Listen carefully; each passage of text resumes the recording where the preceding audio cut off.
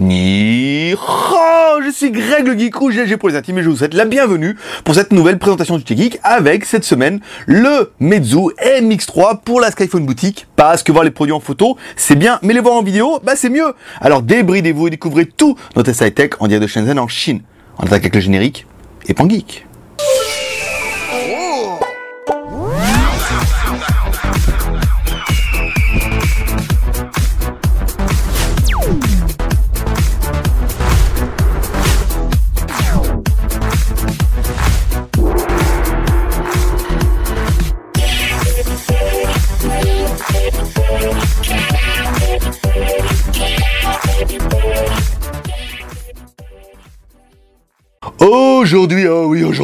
Aujourd'hui c'est lundi, et le lundi on est chaud patate, et le lundi on va commencer cette semaine qui sera riche en présentation et en test, et aussi en chaîne HD, par la présentation de ce Meizu MX3 qui est un des premiers smartphones avec un processeur octa-core, et en plus un processeur octa-core de chez Samsung.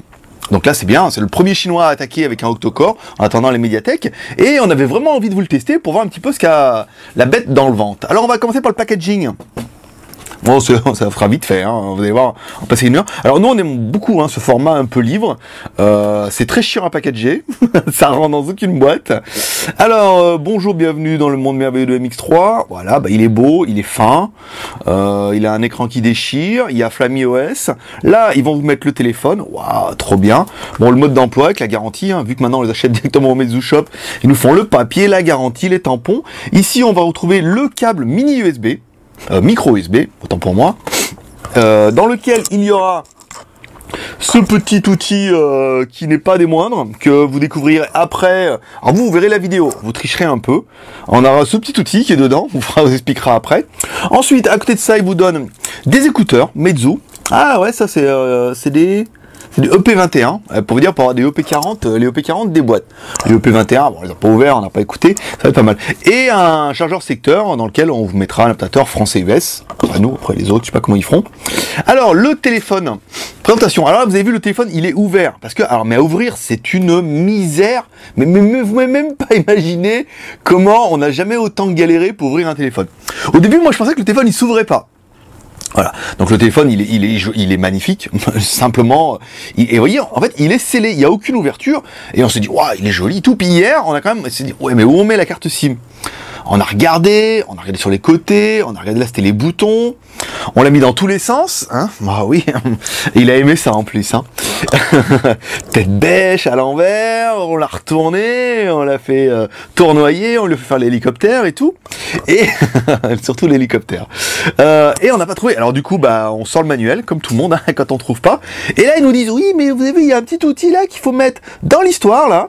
Enfin, après, je vous le fermerai, vous ouvrirez après, parce que si je le ferme, on n'arrivera pas à l'ouvrir. Parce qu'il faut, nous, on était avec les ongles et tout, on s'est fait chier quand même. Et là, ils vous disent, voilà, on a un petit clips, ici. Ensuite, ils vont vous faire coulisser là. Oh, ça, monsieur Meizu, mais qu'est-ce que c'est minable à faire. Oh, on a toujours peur de tout niquer. Je veux dire, le téléphone, il coûte une blinde, il est super bien. Et on vous expliquera après pourquoi en fait c'était une bonne idée. C'est bien le problème, c'est que même chez Meizu ils se sont dit ah ouais mais les mecs ça va aller, mais l'idée elle est géniale quoi. Voilà, donc à l'arrière on retrouve une batterie qui n'est en fait tout compte fait pas amovible.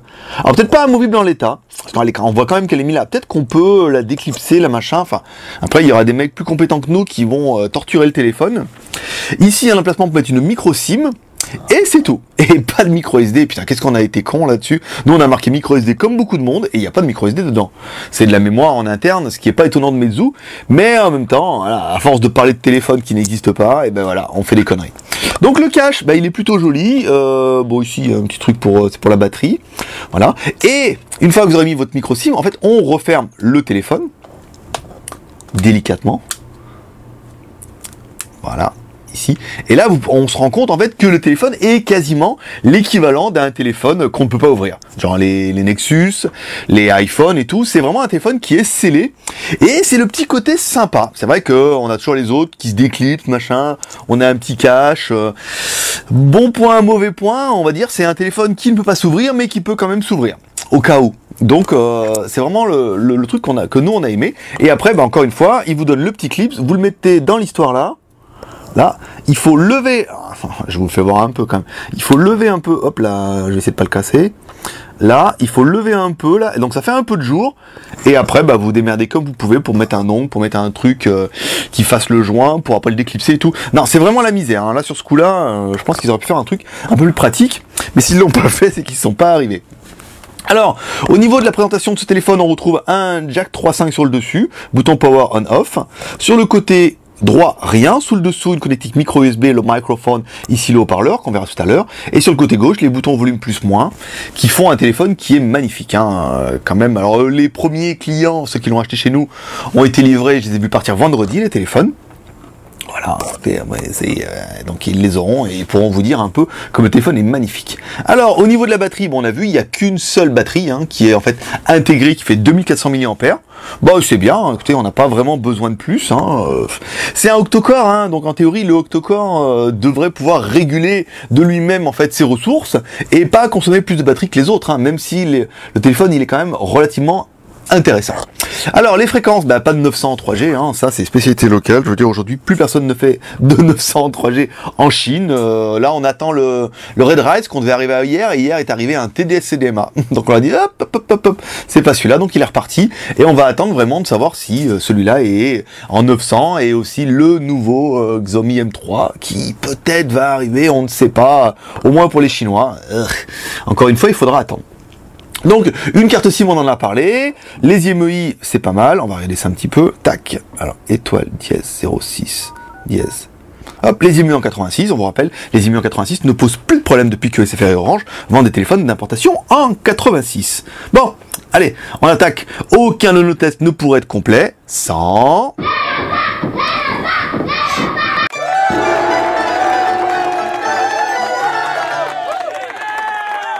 Alors oui, on a fait un test, on avait fait un test hier en mettant un vieux Antutu pourri avec un score qui était à 21 000.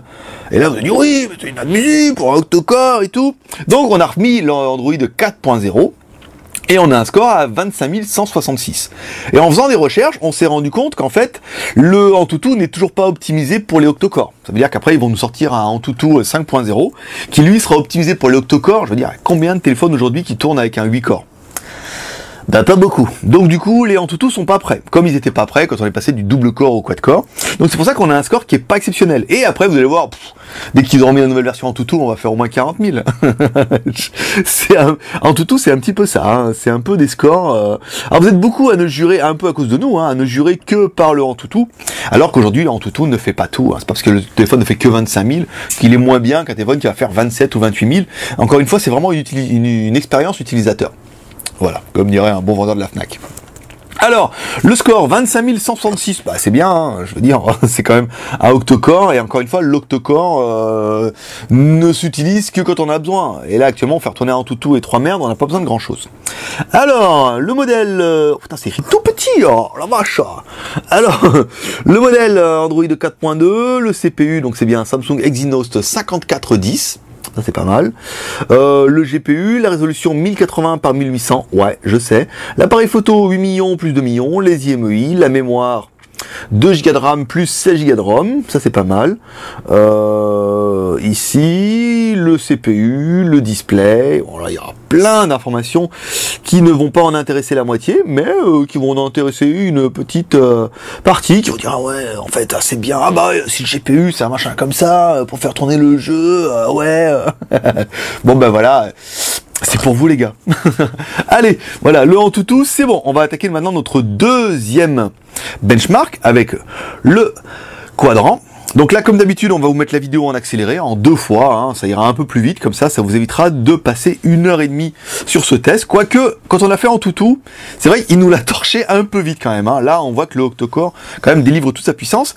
Et ça se trouve, le temps que je compte jusqu'à 1, 2, 3, 4, 5, ça sera fini, il faudra passer à autre chose.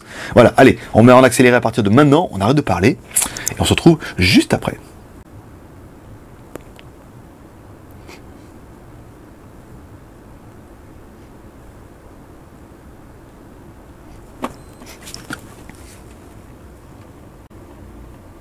Voilà, donc, ça a été vachement vite, ça valait pas le coup de mettre en accéléré. Alors, ouais, mais du coup, oh merde, ça a pas marché. parce que j'avais pas de connexion internet, il a pas pu se connecter. Bon, alors on coupera et on va le refaire. Alors voilà, donc alors, mon device, il les explose tous là, hein, dans leur truc de quadrant là, je veux dire, il n'y a pas à chier, il se met sur internet, et bon bah forcément, là, la partie bleue, ça doit être le processeur, donc le processeur, bah il les met tous minables, hein, un double core, un quad core, bah voilà, à partir du moment où on a un 8 core, forcément au niveau des scores, ça démonte. Alors, ensuite, au niveau de la RAM et de la ROM, bon, on va pas vous le refaire, hein, on va gagner un peu de temps, vous me croyez sur parole maintenant. Et puis on l'a vu dans le Antutu. Voilà, c'est un 2 Go de RAM plus 16 Go de ROM. Alors, à savoir que, sur commande, ils nous ont bien dit Meizu, on peut avoir les 32 et les 64 déjà, hein, on a déjà les prix dans la Skyphone boutique, mais encore une fois, sur commande, hein, il faut être dans le magasin, où on peut en commander qu'un par personne, et bah, vous les avez quand ils arrivent. Donc ça, c'est un petit peu le point noir. Nous, heureusement, on a été malin, on avait été 2 jours de suite faire 2 réservations, après on est retourné, on a fait une autre réservation, après on est retourné, hop, un peu plus... Et quand en fait ils sont reçus, bah, tous nos téléphones sont arrivés en même temps. Donc ça a fait râler un peu les Chinois, mais c'est la vie, hein. Donc voilà, donc on va attaquer le Z device pour aider un petit peu ce qu'il y a dans la bête. Bon, en théorie, c'est une formalité. Ici, ok. Donc on a bien les 2 caméras, l'accéléromètre. Ici, bon, ça accéléromètre. Alors, petit regret, que vous allez remarquer avec moi, c'est que quand on est sur une application, il n'y a pas le petit bouton retour qui apparaît. Cause Flammy OS. Donc là, après, quand on met comme ça, il y a un truc qui apparaît, je regarde un peu s'il y a des trucs magiques là. Des fois que j'ai loupé quelque chose, ça se peut. Hein. La surcouche OS, ouais, donc là maintenant je peux pas revenir. Ah, c'est bidon ça. Alors peut-être on va essayer comme ça. Non, maintenant, il faut revenir sur la home pour revenir sur l'application. Un petit bouton retour, ça aurait fait du bien. Alors pareil, il nous a demandé au magasin, il dit oui, on a une mise à jour, vous la voulez et tout. Non, ne vous embêtez pas là. Donc le compas, bon bah ça fonctionne, et encore une fois, on peut pas revenir. Ça c'est un petit peu dommage, qu'il n'y ait pas les boutons retour. Là c'est vraiment de la surcouche Meizu, mais je pense que il va bientôt être porté soit sur MUI, soit via XDA, soit via Sanogen. Je pense que là-dessus on sera plutôt bien. Donc pas de micro SD, ça on l'a vu. L'OTG, bon bah l'OTG là c'est, je vous le fais voir juste parce que j'aime bien la couleur de la LED. Hop, ici. Tac, bon bah là il est OTG, c'est la classe, mes documents.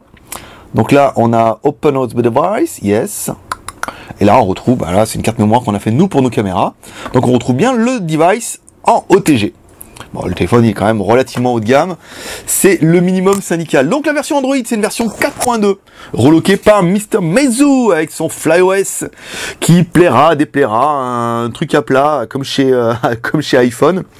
Donc on a bien plein de trucs. Recorder, contact, download, map, Beidou Map, folder, alors portail, nanana, beaucoup d'applications en chinois, hein, forcément, la musique, les galeries, le setting, AP Center, on ira voir ça tout à l'heure, un petit peu voir à quoi ça ressemble, parce qu'il n'y a pas de Google Play dessus, hein, il faudra l'installer vous-même, vous mettez une APK, ça devrait marcher sans problème. Donc là, bon, on retrouve avec les jeux, on doit pouvoir télécharger pas mal de choses, hein, surtout directement via un espèce de Meizu Store. Bon bah là le wifi, vous voyez, c'est pas génial. Non mais on arrive, ouais, Zombie Tsunami, pourquoi pas. Donc il y a beaucoup de choses, attention, beaucoup de choses en chinois. Donc encore une fois, il faudra vraiment passer par l'APK ou attendre qu'il y ait une ROM alternative avec le français, tout bien. Il y a partie des points négatifs, parce que encore une fois, on va faire les réglages ici. Alors, waouh, ça y est, j'ai tout oublié. Comment... Alors il est pas par là, la petite boussole, la langue. Alors le téléphone est en anglais, chinois, russe. Vous voyez, comme quoi, gros marché avec la Russie, hein. En ce moment, Meizu mise beaucoup là-dessus, comme quoi, prenez la taille de la Russie, prenez la taille de la France, et vous comprendrez pourquoi ils misent sur la Russie et pas sur la France. Comme toutes les marques d'ailleurs, hein, sans vouloir critiquer bêtement. Alors ensuite, la musique. Alors, on va attaquer un petit peu la musique, regardez ce que c'est sympa. Hop, hop, hop, hop, hop, allez, My Sound. Oh, la musique, bon, il n'a pas encore trouvé ma carte mémoire. Ah ouais, parce qu'on a, il n'y a pas de carte mémoire, on a mis notre fichier s'appelle carte mémoire, ici. My Music, allez au Britney Spears. Ah, là, il y a le petit bouton retour, on est sauvé, My Music. Alors, baby, mets-moi encore un petit coup.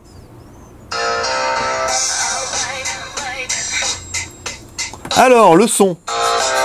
Alors, il y a le stickers dessus, hein, normalement, on a un meilleur son. Ah bah non, pas, le sticker c'est les plus hauts. Bon bah c'est bien. Ah, c'est pas mal. C'est un peu comme on a vu sur des Oppo ou sur des Vivo. c'est clair. Bon, ça manque encore un petit peu de grave, hein, c'est normal, c'est un haut-parleur. Mais encore une fois, il y a un traitement de son particulier qui vous donnera un meilleur rendu avec un casque, encore un meilleur rendu avec le casque Meizu. Hein. Ici, les vidéos, donc les vidéos, on va faire pareil. Ici, on va se mettre là. Les vidéos en HD, on va regarder nos petites meufs. Ici, en 1920 par 1080. Et là, vous allez voir. Donc là, en fait, on est sur les noirs profonds. Ici, vous voyez, noir profond, vidéo. La vidéo, là, elle est juste terrible. Là, je vous le fais. Voilà. Vous vous rappelez, en fait, quand on fait l'écran IPS avec un petit voile blanc? Bah là, on va baisser un peu le son. Avant qu'elle m'énerve, là, je vais mettre deux petites fessées, là. À toutes, 5 d'un coup, hein. Voilà, vous vous rappelez, quand on mettait les autres, là, on tourne et on avait toujours un petit voile blanc. Bon, c'est plus ou moins blanc. Là, regardez. Rien du tout. L'écran, il est sublime. Je pense que là, de tous ceux qu'on a vus, c'est certainement un des meilleurs écrans qu'on a vus. Hein. Après, bon, avec le Vivo X-Play aussi avait quand même un truc de la mort. Là, l'écran, il est magnifique. Hein. On a un rendu, on a des noirs profonds, on a très très belles couleurs. On va mettre un petit peu de son quand même. Ils sont fâchés. Je chante plus. C'est vraiment très très joli. Hein. Il est magnifique. Là, s'il y a un point qui va les mettre tout le monde d'accord, c'est vraiment sur l'écran. On va mettre un truc avec beaucoup plus de lumière. Il y a beaucoup plus de couleurs. Le rendu est vraiment hein, la classe. Là, je pense que Meizu, ils ont fait un petit peu fort hein, quand même. Hein. Alors, au niveau des photos et des vidéos, je vous vois venir, vous me dire ouais, mais 8 millions de pixels, machin. Oui, mais il vaut mieux un 8 millions de pixels bien qu'un 13 millions pas bien. Ça, je pense que beaucoup seront d'accord avec moi. Alors, comment je pourrais activer ce putain de flash ici, là? Vite, là le bouton. Oh là, dis donc. On va se mettre là, on fait une photo. D'accord. Et alors? Et on voit pas... Ouais, bah c'est bien, les photos sont bien, sont blanches et de bonne qualité. Comme d'habitude, on a fait 2 photos avec le téléphone, une à l'intérieur et une à l'extérieur, que vous retrouvez sur le blog JT Geek dans la matinée. Et ouais, ça se passe comme ça au JT Geek, ça sera plus facile.